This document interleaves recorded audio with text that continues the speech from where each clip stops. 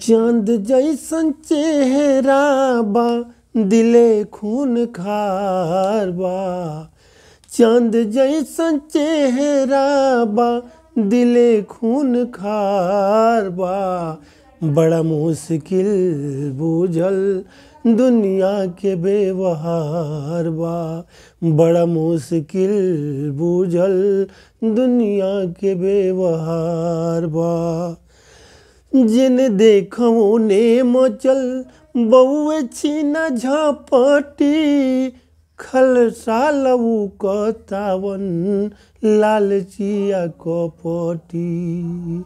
ओकरे भैंस जेकर लाठी बरियार बा। बड़ा मुश्किल बूझल दुनिया के व्यवहार बा।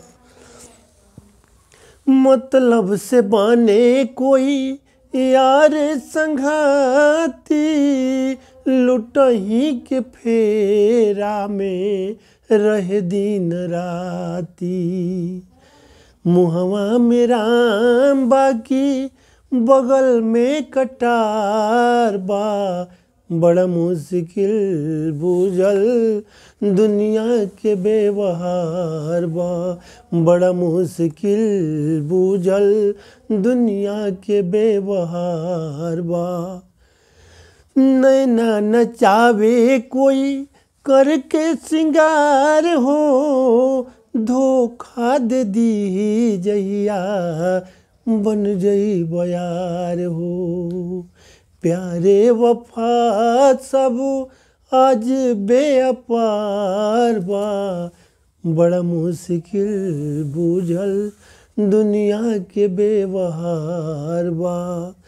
चांद जैसन चेहरा बा दिल खून खार बा। बड़ा मुश्किल बूझल दुनिया के व्यवहार बा। बड़ा मुश्किल बूझल दुनिया के व्यवहार बा।